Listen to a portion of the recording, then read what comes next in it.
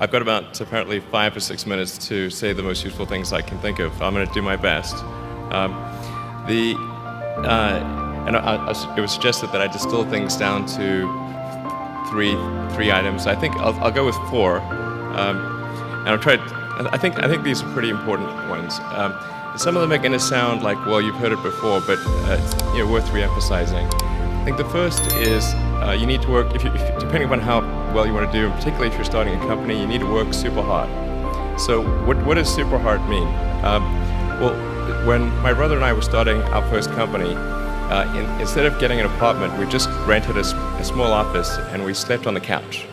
And we showered at the YMCA, and we're so hard up we had just one computer. So the website was up during the day, and I was coding at night, 7 days a week, all the time. And I sort of briefly had a girlfriend in that period, and in order to be with me, she had to sleep in the office. So work hard, like every waking hour. That's the thing I would say, particularly if you're starting a company. And if you do simple math, you say like, okay, if somebody else is working 50 hours and you're working 100, you'll get twice as much done in the course of a year as the other company. The other thing I'd say is that if you're creating a company or if you're joining a company, the most important thing is to attract great people. So either join a group that's amazing, that you really respect, or if you're building a company, you've got to gather great people. All a company is a group of people that have gathered together to create a product or service. And so depending upon how talented and hardworking that group is, and the degree to which they are focused cohesively in a good direction, that will determine the success of the company.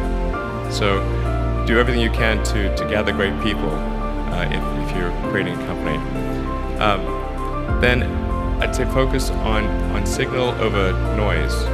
A lot of companies get confused. They spend money on things that don't actually make the product better.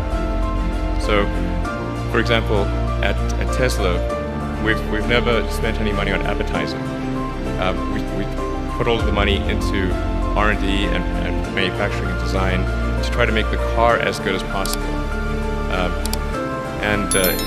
I think that's the way to go. So for any given company, just keep thinking about, are these efforts that people are expending, are they resulting in a better product or service? And if they're not, stop those efforts. And then the final thing is to sort of don't just follow the trend. So you may have heard me say that it's good to think in terms of the physics approach, or first principles, which is, rather than reasoning by analogy, you boil things down to the most fundamental truths you can imagine, and you reason up from there. And this is a good way to figure out if something really makes sense, or if it's just what everybody else is doing. It's hard to think that way. You can't think that way about everything. It takes a lot of effort. But if you're trying to do something new, it's the best way to think. And that framework was developed by physicists to figure out counterintuitive things like quantum mechanics. So it's really a powerful method. Anyway, so that's, and then I think that the final thing I would encourage you to do is, now is the time to take risk. You don't have, you don't have kids. As you get older, your obligations increase. So and once you have a family, you start taking risk not just for yourself but for your family as well. It gets much harder to do things that might not work out.